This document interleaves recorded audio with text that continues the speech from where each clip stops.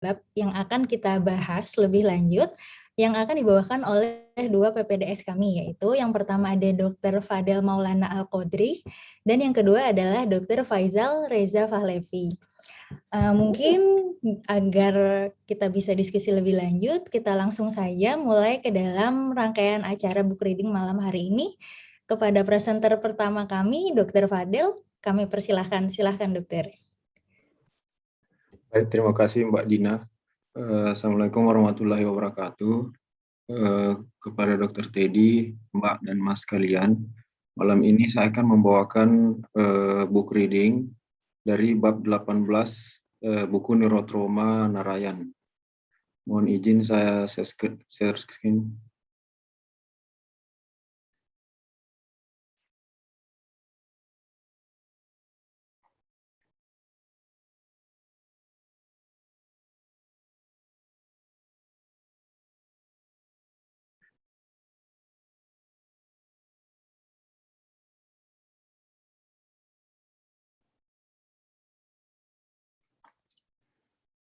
Baik, jadi chapter 18 ini berjudul Management of Associated Spine Injuries in Head Injured Patients, yang ditulis oleh Charles H.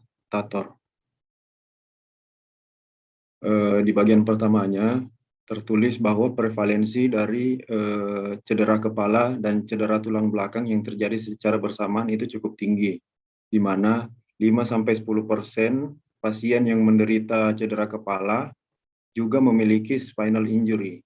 Sementara pasien yang memiliki spinal injury sebagai cedera primernya ternyata memiliki jumlah yang lebih besar yang memiliki cedera kepala secara bersamaan. Para pasien yang memiliki kedua injury secara bersamaan itu memiliki prognosis yang lebih buruk untuk kesembuhannya. Sementara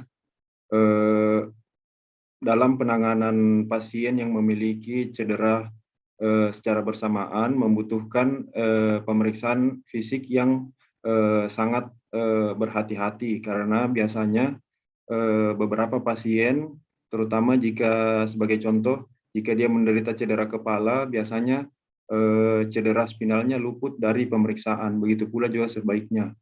Maka dalam buku tersebut dikatakan bahwa sebaiknya menganggap semua pasien yang tidak sadar memiliki cedera spinal sampai terbukti bahwa dia tidak memiliki cedera spinal. Dalam hal ini, cedera tidak sadar, penulis meng-refer kepada pasien tidak sadar dengan cedera kepala. Insidensi dan riwayat alami penyakit yang terjadi secara bersamaan dari cedera kepala dan cedera spinal, di mana pada buku itu dicantumkan, Michael et al. Menuliskan bahwa dalam penelitiannya 6% dari pasien yang memiliki cedera kepala juga ternyata memiliki cedera spinal. Begitu pula dengan sebaliknya, ini sesuai dengan yang dituliskan penulis sebelumnya, bahwa pasien yang memiliki cedera spinal lebih cenderung memiliki cedera kepala secara bersamaan, di mana pada penelitian Michael et al. Juga di sini sesuai datanya bahwa lebih tinggi hasilnya 24% berbanding 6%. Kebanyakan penyebabnya adalah kecelakaan lalu lintas. Kemudian diikuti oleh kecelakaan akibat jatuh dan akibat kekerasan.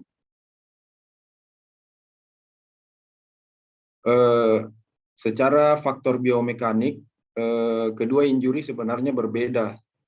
Namun terdapat beberapa bukti yang menyatakan bahwa dalam satu gaya yang menyebabkan cedera itu dapat menyebabkan kedua cedera. Beberapa cedera yang terjadi bersamaan atau konkomitan juga cenderung memiliki cedera tambahan, seperti cedera pada dada yang paling banyak, kemudian diikuti oleh cedera pada abdomen berupa ruptur limpa dan laserasi usus. Nah, untuk pemeriksaan klinis, dalam pasien yang dicurigai menderita cedera konkomitan antara cedera kepala dan cedera spinal, ada beberapa hal yang dapat membantu kita untuk mengetahui apakah pasien ini memiliki cedera yang terjadi secara bersamaan. Pertama ialah vital sign, di mana pada pasien yang cedera kepala, tentu kita bisa melihat perbedaan apakah dia memiliki cedera spinal secara bersamaan. Pada pasien yang memiliki cedera spinal, bisa terjadi gejala neurogenic spinal shock, di mana terjadi hipotensi, bradikardia, dan temperatur tubuh yang menurun. Nah, hal ini tentunya kontras dengan keadaan misalnya pada pasien yang mengalami cedera kepala berat, disertai dengan space occupying lesions, dan memiliki tekanan intrakranial tinggi, justru akan menunjukkan pemeriksaan tanda vital berupa hipertensi dan bradikardia. Nah, informasi ini akan sangat membantu dalam mendiagnosis.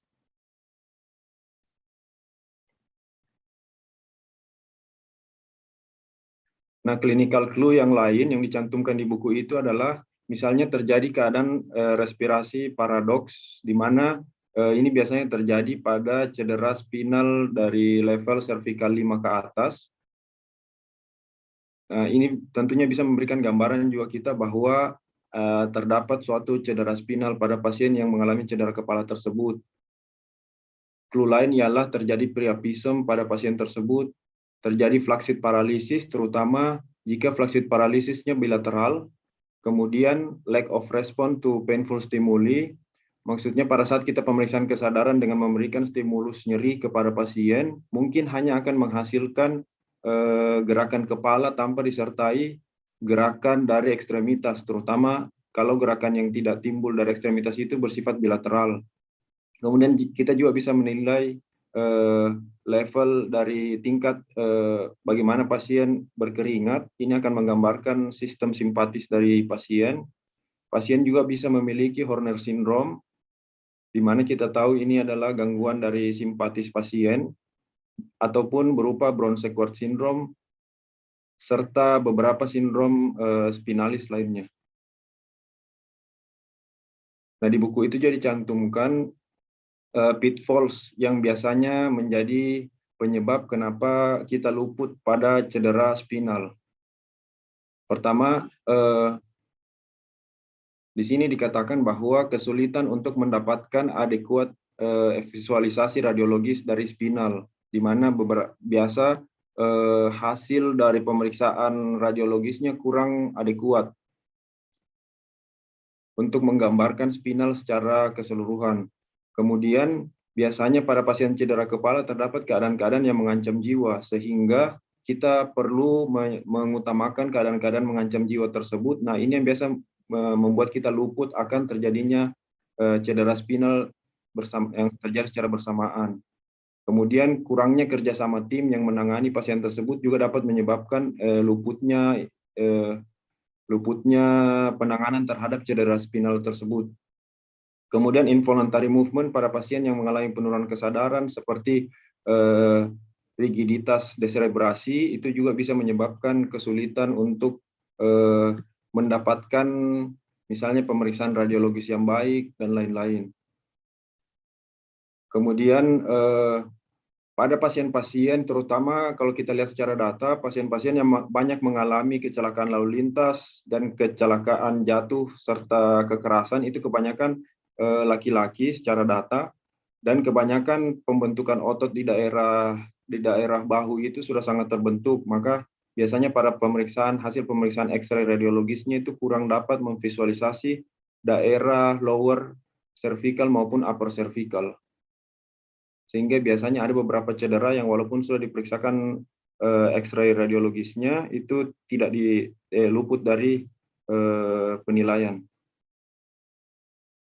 Nah, di buku itu mencantumkan apa yang dapat membantu kita atau pemeriksaan radiologis yang baik itu yang seperti apa. Nah, di buku tersebut mengatakan bahwa kombinasi antara pemeriksaan AP lateral dan open mouth odontoid untuk cervical spine yang memasukkan dari C1, C2, odontoid sampai C2 dan segmen torakal 1 itu sangat baik untuk membantu kita menilai pasien tersebut. Secara data kita ketahui bahwa untuk cedera cervical sendiri itu paling sering terjadi pada upper dan lower segment. Makanya buku itu mencantumkan bahwa kita sebaiknya memasukkan pada saat pemeriksaan X-ray radiologis C1, C2 sampai T1. Karena secara data di situ yang paling sering mengalami cedera. Pada pasien yang koma akibat cedera kepala, semua area dari spinal harus diperiksa mulai dari atas sampai bawah melalui dengan pemeriksaan AP dan lateral view. Jika pemeriksaan radiologis X-ray kurang memberikan visualisasi yang baik, maka sebaiknya dilakukan pemeriksaan CT. Neurophysiological examination dengan menggunakan evok potensial juga dapat memberikan tambahan informasi, namun hal ini biasanya tidak dapat tersedia secara cepat, terutama di IRD-IRD. Nah, untuk terapi di buku tersebut, prioritas utamanya tetap adalah airway, breathing, dan circulation. Setelah itu, dia juga menyarankan penggunaan early use of invasive monitoring, terutama central line dari arteri. Kemudian sebaiknya imobilisasi dari tulang belakang itu dilakukan pada semua pasien dengan cedera kepala. Lock rolling juga sebaiknya dilakukan setiap 2 jam. Hal ini untuk pencegahan terhadap ulcus decubitus. Sementara dia juga mencantumkan pentingnya intubasi pada pemasangan kateter urin maupun pemasangan nasogastrik tube. Untuk penanganan operatif, dia tetap menyarankan agar penanganan operatif tetap ditujukan kepada yang paling mengancam jiwa pada saat itu. Misalnya telah didapatkan ada cedera kepala dan cedera spinal, maka dia tetap menyarankan untuk melakukan penanganan terhadap cedera kepalanya terlebih dahulu. Nah, di buku itu dia mencantumkan untuk pemberian steroid dalam dosis besar sesegera mungkin untuk cedera spinal. Kemudian pada kasus-kasus yang membutuhkan tindakan operatif, sebaiknya imobilisasi tetap berlangsung sampai ke intraoperatif dan sebaiknya digunakan fiber optic intubation. Nah, sebagaimana yang telah saya sampaikan sebelumnya, bahwa di buku itu dia mencantumkan tetap mengutamakan airway, breathing, dan circulation. Namun pada pasien yang memiliki cedera kepala dan cedera spinal, terutama cervical yang terjadi secara bersamaan, penanganan airway dapat juga mencederai cervical. Namun di situ dia mencantumkan bahwa jika terdapat keadaan di mana penolong harus memilih antara memberikan penanganan airway pada saat itu atau memberikan imobilisasi cervical, misalnya pada pemasangan intubasi, maka dia bilang tetap harus mengutamakan airway dan resiko terhadap kerusakan lebih lanjut pada cedera cervical harus diambil. Selain itu diperlukan juga assisted ventilation seperti ventilator. Kemudian hipotensi dari shock spinal itu sebaiknya menggunakan 3 terapi, antara lain cairan, vasopresor, dan antikolinergik.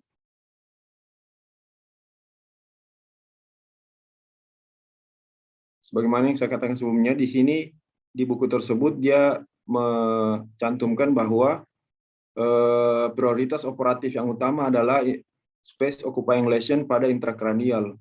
Sementara untuk spinal lesion itu yang membutuhkan tindakan operasi dekompresi itu dilakukan setelah kraniotomi, dapat dilakukan beberapa hari setelahnya. Sementara untuk spinal lesion yang hanya membutuhkan stabilitas untuk menstabilkan dari spinal itu sendiri, itu merupakan prioritas setelah daripada 2 prioritas di atasnya, dapat dilakukan beberapa minggu setelahnya. Nah, Pakni dan Masaro juga melaporkan bahwa 62 dari 121 pasien yang memiliki cedera kepala dan cedera spinal yang terjadi secara bersamaan itu membutuhkan tindakan operatif. Sementara 6 dari pasien yang memiliki 6 dari 62 tersebut tadi itu memiliki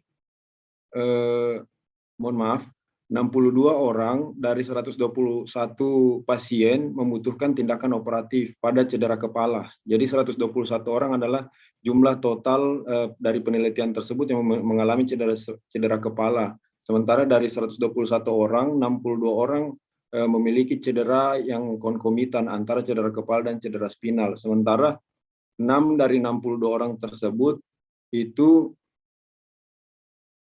memiliki cedera kepala dan cedera spinal yang terjadi secara bersamaan. Jadi 62 orang dari yang memiliki indikasi operasi tersebut, 6 orangnya itu memiliki cedera kepala dan cedera spinal, 27 orang memiliki cedera kepala saja, dan 29 orang hanya memiliki cedera spinal saja. Pada 33 pasien yang membutuhkan terapi operatif untuk cedera kepala,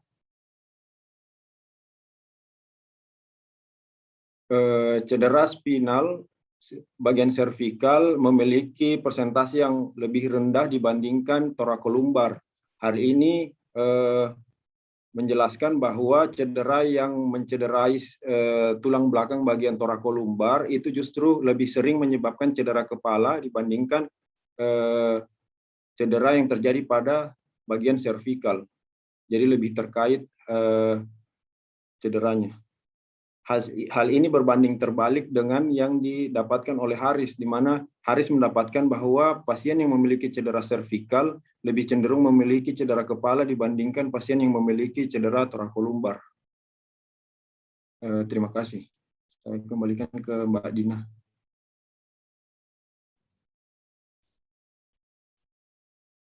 Baik, terima kasih banyak Dr. Fadel sudah membacakan chapter 18 yang bertemakan Management of Associated Spine Injury in Head Injured Patient dengan sangat baik. Selanjutnya, mungkin kita akan masuk ke chapter berikutnya ya dokter, di mana chapter berikutnya merupakan chapter 19, yaitu mengenai orthopedic injuries yang akan dibawakan oleh PPDS Dr. Pahlevi. Kepada Dr. Pahlevi, kami persilahkan. Assalamualaikum warahmatullahi wabarakatuh. Selamat malam. Terima kasih untuk Dr. Teddy dan Mas Mbak sekalian untuk kesempatannya. Di sini saya akan membacakan book reading chapter 19 dari Neurotrauma Narayan. Izin saya share screen.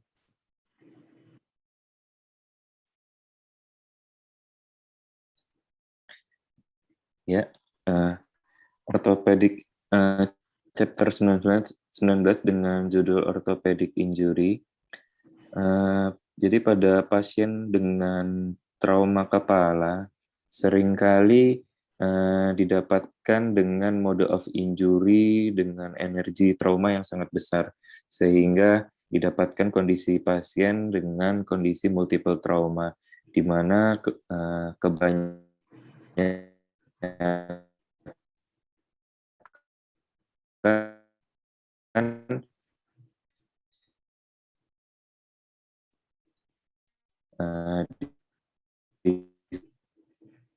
disertai dengan patah tulang itu didapatkan kondisinya lebih cepat pulih dibandingkan dengan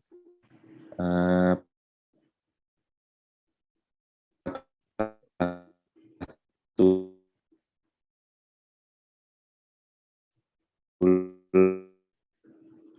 yang tidak disertai dengan cedera kepala.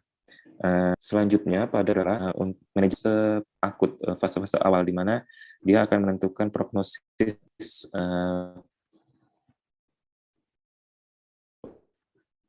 pada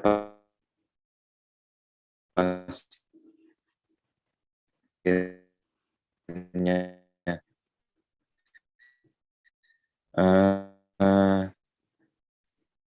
penanganan cedera kepala dan sama-sama agresif, di mana LEDI adalah lebih fokus pada life threatening-nya dan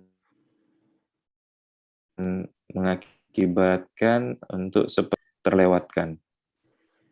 Jadi untuk kasus dengan cedera kepala dan disertai cedera patah tulang, di sini ada beberapa kondisi khusus penanganan pada kasus-kasus seperti ini, di mana spinal anestesi itu dikontraindikasikan dengan alasan karena adanya potensial yang terjadi perubahan CSF, sehingga pada pasien dengan cedera kepala itu sangat penting untuk melihat aliran CSF-nya agar tidak terjadi secondary brain injury. Kemudian ada lagi poin yang penting adalah semakin terjadinya keterlambatan penanganan pada kasus patah tulang, penanganan untuk patah tulangnya akan semakin sulit, di mana seperti yang sudah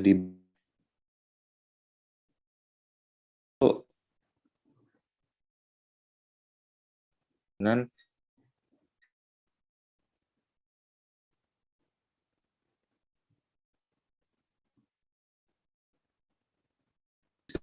disertai dengan neurological disorder,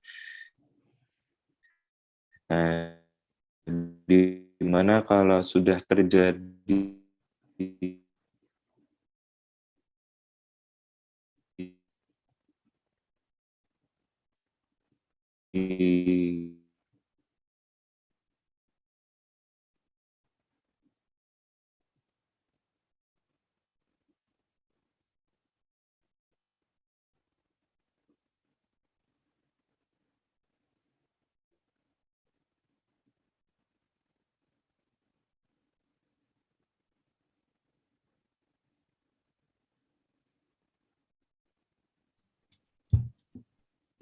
Mohon maaf kepada para pemirsa, sepertinya presenter kita sedang mengalami gangguan. Sambil menunggu,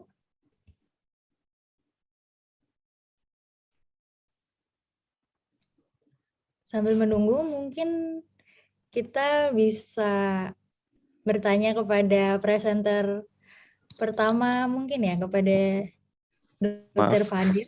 Ya. Oh, Dr. Falevi, apakah sudah bergabung? Ya, maaf tadi gangguan sinyal sepertinya. Oh iya, alhamdulillah. Kalau gitu, apa sudah siap untuk melanjutkan kembali? Iya, izin melanjutkan kembali. Ya, silakan.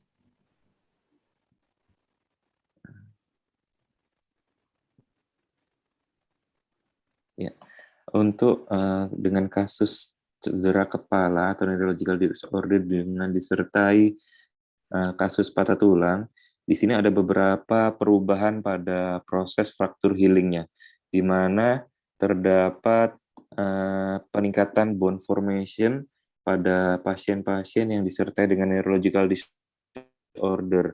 Jadi tidak hanya cedera kepala, ternyata juga spinal cord injury ataupun peripheral nerve injury juga bisa mempercepat terjadinya bone formation. Di sini dibuktikan oleh Spencer, dia dengan mengevaluasi secara berkala fotoradiologi pada pasien cedera patah tulang dengan disertai dengan neurological disorder, di mana didapatkan peningkatan ukuran dari kalus, dan juga untuk waktu terjadinya union juga lebih cepat, di mana di sini kalus formasi yang terjadi sangat cepat dibandingkan dengan kasus patah tulang tanpa neurological disorder. Selanjutnya adalah heterotopic ossification, di mana di sini adalah fenomena yang dikarakteristikkan dengan penumpukan kalsium di luar dari tulang. Di sini terjadi biasanya pada kasus-kasus yang disertai dengan neurological disorder. Untuk clinical presentasinya sendiri, untuk heterotopik ossifikasi itu sebenarnya sangat mirip dengan klinis pada patah tulang akut, di mana terjadi pembengkakan, teraba hangat, dan kemerahan, serta tentu saja ada rasa nyeri. Nah, di sini Goldman dan teman-temannya membedakan heterotopik ossifikasi secara histo-PA, di mana HO itu dikarakteristikkan dengan ada gambarannya intak dari korteks diafisial, kemudian ossifikasi di sekitar diafisis, baik itu dengan atau tanpa patah tulang. Kemudian ada area lusen di antara korteks diafisial dan ossifikasi dari tulang. Kemudian ada juga periferal lokalisasi, jadi adanya kalsifikasi, penebalan kalsifikasinya. Kemudian ada penyusutan dari zona ossifikasi. Nah, di sini terapi untuk mencegah dari HO itu sendiri adalah dengan salisilat dan indometasin, di mana indometasin lebih efektif, tapi pemberiannya disarankan diberikan segera setelah terjadi injury. Kemudian ada beberapa hal yang tidak berubah pada healing patah tulang, di mana beberapa studi itu menemukan bahwa memang terjadi penumpukan formasi kalus yang lebih cepat, cuma untuk waktu healingnya itu sendiri sebenarnya kurang lebih tidak berubah. Jadi ada beberapa peneliti yang tidak setuju dengan statement fraktur healingnya itu bisa lebih cepat. Jadi di sini lebih kepada pembentukan kalusnya yang memang lebih aktif dibandingkan dengan kasus patah tulang tanpa disertai neurological disorder. Kemudian di sini ada mekanisme yang memungkinkan kenapa terjadinya wound healing fracture yang lebih cepat. Ada banyak teori, namun tidak ada satupun yang bisa diidentifikasi, bisa istilahnya diakui. Nah, di sini ada beberapa poin yang saya tangkap, di mana ada keterlibatan dari faktor humoral, di mana growth factor activity pada pasien patah tulang dengan disertai neurological disorder itu dia menyebabkan aktivitas dari osteoblast itu meningkat, sehingga terjadi wound healing pada fracture lebih cepat. Kemudian juga pada pasien-pasien cedera kepala biasanya untuk kadar oksigennya akan selalu dipantau, sehingga di sini peningkatan PO2 itu mengindus dari osteogenesis, menstimulasi dari osteogenesis, di mana itu sendiri juga mempercepat dari wound healing dari patah tulang. Kemudian ini prinsip-prinsip umum pada penanganan kasus patah tulang disertai dengan neurological disorder, di mana prioritas utama adalah life threatening.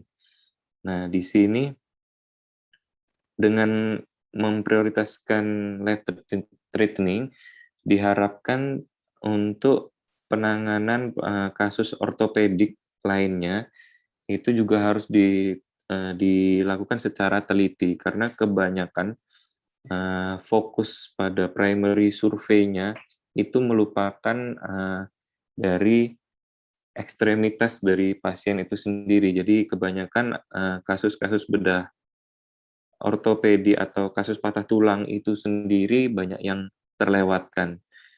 Dampaknya adalah penanganannya pun akan terlambat, sehingga pada kasus patah tulang yang disertai neurological disorder, di mana wound healing-nya itu, pembentukan kalusnya itu lebih cepat, jika terjadi penanganan yang terlambat, akan kedepannya akan lebih susah untuk dilakukan intervensi. Nah, di sini ada kriteria yang indikasi kriteria untuk pembedahan pada kasus-kasus bedah tulang. Di sini di mana ada compound fracture, terus fracture dengan adanya gangguan dari arterial, kemudian ada dislokasi dari sendi mayor. Nah, di sini dibagi ada tiga fase sebelum masuk ke rumah sakit, di mana fase akut itu seharusnya kecurigaan patah tulang itu sudah dicuriga di fase akut, sehingga untuk kedepannya penanganannya pun tidak terlambat. Kemudian fase recovery, di mana ini fase 12-18 bulan, di mana di sini kebanyakan terjadi deformitas pada sendi-sendi. Nah, di sini biasanya kita berkolaborasi dengan rehab medik. Harapannya tidak terjadi kontraktur pada sendi-sendi yang terdampak atau injury. Kemudian fase stable, di mana di sini adalah fase di mana reconstructive surgery yang dibutuhkan untuk anggota tubuh yang terdapat patah tulang. Karena di sini biasanya untuk khusus bab ini, cedera kepala atau cedera neurological disorder-nya ditekankan kepada kasus dengan cedera kepala sedang sampai dengan berat, di mana penanganannya lebih pada prioritas life threatening, sehingga kasus-kasus seperti untuk pembedahan pada ortopedi lebih minimal sampai dengan kondisi pasiennya stabil. Jadi di sini posisi dari sendi itu juga sangat penting, selain dari tulang-tulang panjang, di mana jika menginginkan terjadinya penyembuhan yang maksimal, itu juga kita memperhatikan sendi-sendinya jangan sampai terjadi kontraktur. Karena terutama pada pasien-pasien cedera otak berat dan sedang, yang kemungkinan kita juga tidak tahu kondisi prognosisnya, apalagi kalau misalkan pasien tidak sadarkan diri dengan waktu yang lama, bisa terjadi kontraktur pada sendi-sendinya. Jadi posisinya tidak boleh dalam posisi fleksi. Nah, kemudian ini untuk penanganan non-operatif, yaitu pertama ada spleen. Di sini adalah imobilisasi yang bisa kita lakukan, namun kurang stabil, dan ini biasanya diberikan pada kasus-kasus peripheral fracture. Terus untuk kasus di mana terjadi patah di bagian yang lebih proksimal, itu disarankan menggunakan cast. Terus untuk penggunaan cast juga harus diperhatikan, karena pada pasien dengan kondisi tidak sadarkan diri, tentu dia tidak bisa tahu jika cast-nya itu terlalu menekan pada soft tissue, bisa menyebabkan ulkus pada jaringan. Jadi perlu diperhatikan untuk pemasangan cast itu sendiri. Kemudian ada traksi. Di sini untuk traksi sebenarnya tidak disarankan, kecuali pada kasus-kasus central fracture, di mana itu ada pelvis, hip, femur. Nah, itu karena ini kan juga kasus di mana bisa life threatening juga, bisa terjadi perdarahan yang masif juga. Jadi untuk traksi ini masih bisa pada kasus-kasus yang central fracture, biasanya dikombinasi dengan cast. Untuk penanganan operatif, paling efektif memang penanganan untuk patah tulang adalah dengan internal fiksasi. Namun, dengan kondisi pasien yang tidak sadarkan diri pada cedera otak berat dan sedang, perlu dilakukan evaluasi pada pasien-pasien ini. Jadi sebelum dilakukan tindakan operasi harus dilakukan evaluasi lebih ketat karena kemungkinan pasien ini ada kemungkinan tidak sadarkan diri yang lama dan adanya defisit neurologis juga. Jadi memang internal fiksasi lebih disarankan untuk patah tulang, cuma harus dengan pertimbangan yang lebih ketat. Kemudian untuk guideline sendiri, jika dilakukan surgery yang menggunakan general anestesi di sini, seperti yang saya bilang tadi, harus dipertimbangkan secara ketat, di mana dari Narayan menyarankan untuk dilakukan dokumentasi dari tekanan intrakranial itu sendiri, karena pada pasien dengan cedera otak berat, di mana tekanan intrakranial harus dipantau secara ketat, pemberian general anestesi sendiri juga beresiko terjadinya peningkatan intrakranial. Nah, kemudian yang kedua, neurological status yang stabil kurang lebih dalam 24 jam untuk menghindari samar lesi yang progresif yang tersamarkan karena kondisi neurologik status yang tidak stabil. Kemudian yang ketiga, membutuhkan spesialis anestesi yang berpengalaman untuk memastikan ventilasi dan meminimalisir dari vasodilatasi untuk pencegahan dari peningkatan tekanan intrakranial itu sendiri. Nah, untuk optimalnya kapan dilakukan pembedahan, sebenarnya itu sangat tergantung dari kondisi pasiennya. Jadi tidak ada patokan kapan optimalnya dilakukan operasi. Dan kebanyakan pasien-pasien yang seperti ini terjadi kematian pada 1 minggu pertama, terutama pada pasien-pasien dengan cedera otak berat. Nah, ini ada open fracture, di mana patah tulang ini biasanya ada hubungan dengan lingkungan sekitar. Jadi harus diperhatikan kulitnya, kebersihan lukanya, karena tentu saja ada kontaminasi dengan lingkungan luar menyebabkan ada resiko infeksi itu sendiri. Jadi pemberian antibiotik pun harus dipertimbangkan.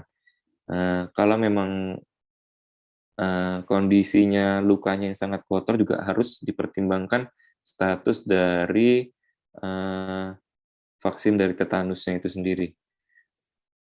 Kemudian imobilisasi juga harus dilakukan pada pasien-pasien ini untuk memperlancar dari neurovaskularisasinya pada luka, untuk mempercepat dari proses pemulihan. Kemudian dislokasi dari sendi-sendinya ini juga biasanya terdapat pada pasien-pasien multiple trauma, di mana yang sering terjadi adalah misdiagnosis dari dislokasi sendi, karena pasien yang terutama tidak sadarkan diri biasanya tidak ada keluhan, karena pasiennya tidak sadar, jadi dia tidak mengeluhkan ada nyeri.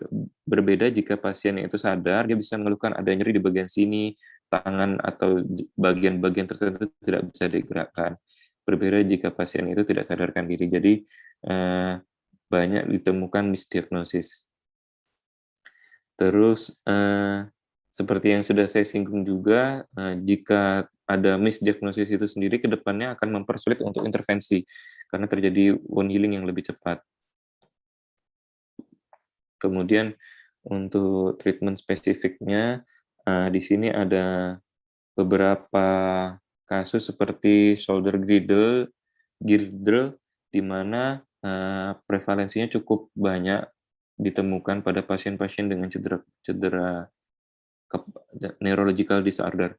Kemudian juga ada patah clavikula, di mana ini seringkali tidak sengaja ditemukan ketika pasiennya fototorak.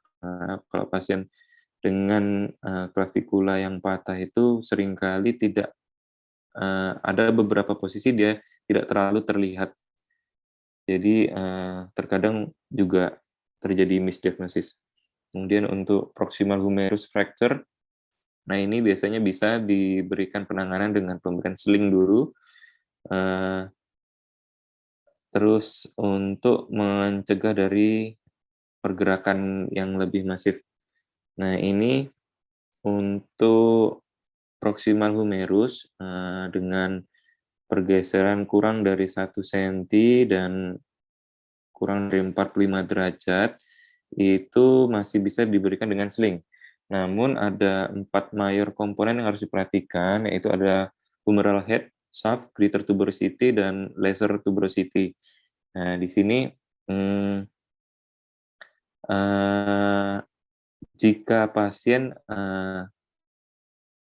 pada evaluasi radiologis didapatkan ada gangguan dari 4 mayor komponen tersebut, kasus ini juga dipertimbangkan untuk dilakukan surgery treatment. Kemudian ada elbow fracture, di sini juga biasa ditemukan di mana pada elbow fracture itu terdapat instabilitas. Nah, di sini biasanya bisa diberikan untuk penanganan awalnya bisa diberikan dengan alignment-nya dijaga, kemudian diimobilisasi. Kemudian untuk operasi reduction and fiksasi pada distal humerus atau proximal olecranon atau radius juga dipertimbangkan karena pada bagian-bagian ini termasuk bagian-bagian yang aktif secara gerakan. Jadi sangat tidak stabil. Jadi perlu dipertimbangkan manfaat dan kerugiannya. Nah, ini ada forearm fracture, di mana secara clinical diagnosis dan radiologis itu biasanya tampak jelas adanya instabilitas dan adanya malalignment. Terus untuk operasi reduksi dan fiksasinya itu lebih jika pasiennya itu secara fungsi dari anggota geraknya itu tujuannya untuk mengembalikan fungsi dari anggota geraknya. Jadi tujuan dari pemberian pelaksanaan operasinya itu mempertimbangkan dari fungsi ke depannya. Dikhawatirkan terjadi kecacatan. Terus selanjutnya ada distal radius fracture. Di sini biasanya terdapat deformitas berupa bengkak, kemudian dikonfirmasi dengan fotoradiologis. Dan di sini bentukan patahannya itu biasanya ekstraartikular tanpa toleransi dari spleen atau case imobilisasi. Jadi untuk close treatment disarankan diberikan pada pasien-pasien dengan distal radius fracture. Di sini termasuk unstable fracture. Jadi tadi seperti saya bilang harus dipertimbangkan untuk dilakukan tindakan operasi. Oh iya, ada poin pasien-pasien seperti ini juga bisa terjadi post traumatic carpal tunnel syndrome atau median neuropati yang bisa terjadi pada pasca terjadinya trauma. Terus pada splinting, penanganan splinting di awal, kita harus menilai dari radiografinya dan menentukan bagian-bagian patahan yang terdampak. Jadi ada seperti pada metakarpal, terus ada shaft dari metakarpal, kemudian palang bagian dasarnya dan shaft dari palang itu sendiri. Nah, ini salah satu pertimbangannya harus melihat gambaran radiologisnya. Jika ada dari bagian-bagian ini juga ikut injury, ini dipertimbangkan untuk dilakukan tindakan surgery. Nah, ini ada patah di bagian pelvis, di mana seperti yang kita tahu bersama, bisa terjadi perdarahan yang sangat masif sampai terjadi shock hipovolemik. Jadi penanganan untuk fraktur pelvis itu sendiri juga dipertimbangkan untuk dilakukan traksi dan biasanya dikombinasi dengan casting karena bisa terjadi perdarahan yang sangat masif jika pelvisnya unstable. Kemudian ada fraktur dari acetabulum, di mana masalahnya pada bagian pelvic fracture ini sendiri juga harus diwaspadai, di mana fraktur acetabulum itu sendiri juga beresiko terjadinya instabilitas di area sekitar pelvis. Jadi jika kondisi-kondisi di mana kondisinya itu unstable dengan di sekitarnya banyak rawan vaskular mayor yang bisa terganggu, nah itu harus dipertimbangkan untuk dilakukan tindakan pembedahan. Seperti ini untuk juga fraktur femur, di sini bisa terlihat di mana klinisnya biasanya bengkak bagian paha, kemerahan, kemudian nyeri, dan terus deformitas dan unstable. Nah, ini pada pasien yang unstable femur dipertimbangkan untuk dilakukan traksi untuk penanganan awalnya. Nah, ini resikonya juga bisa terjadi emboli. Nah, ini yang sangat perlu diperhatikan karena banyak kejadian yang tidak terduga ternyata terjadi emboli pada pasien-pasien dengan fraktur femur.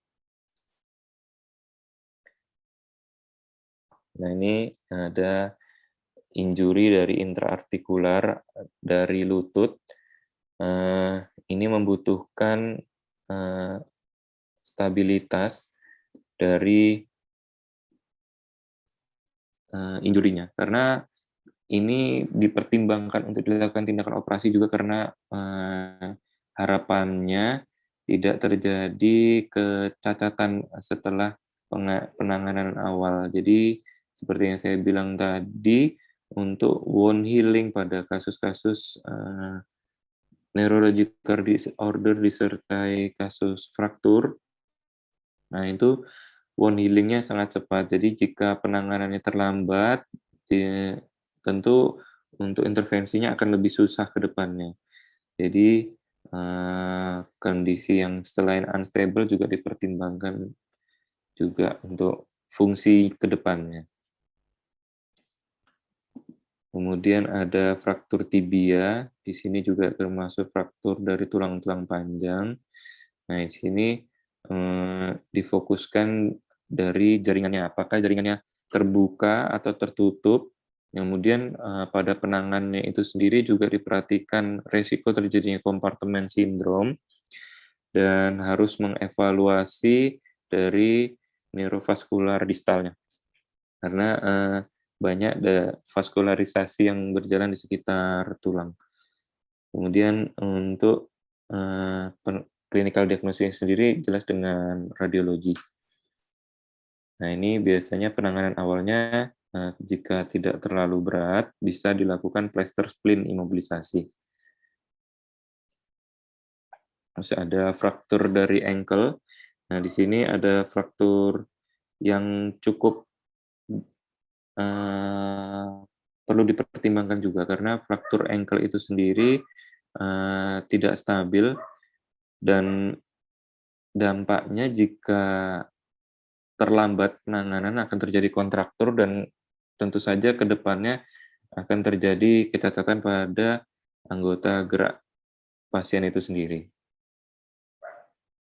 Untuk awalnya jika tidak terlalu berat bisa dilakukan spleen.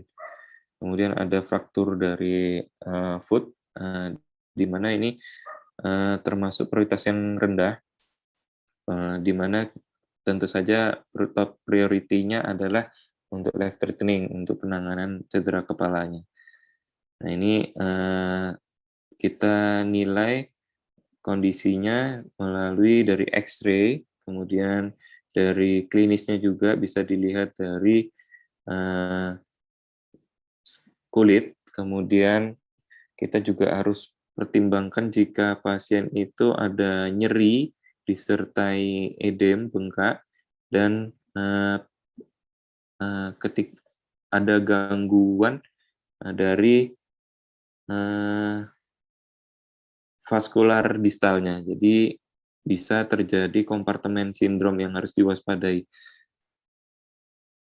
Terutama seperti gejala pasif nyeri saat pasif digerakkan secara pasif. Ya, sekian presentasi dari saya. Terima kasih. Wassalamualaikum warahmatullahi wabarakatuh.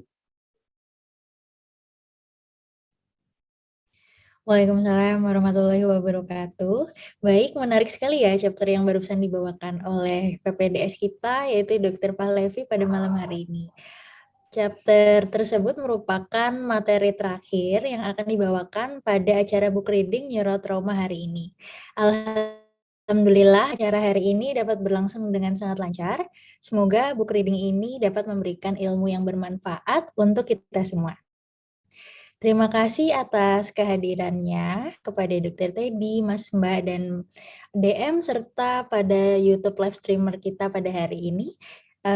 Sampai ketemu di acara book reading Neurotrauma selanjutnya. Insya Allah akan diadakan besok hari Kamis di waktu yang sama. Sekian, terima kasih. Wabillahi taufiq wal hidayah. Wassalamualaikum.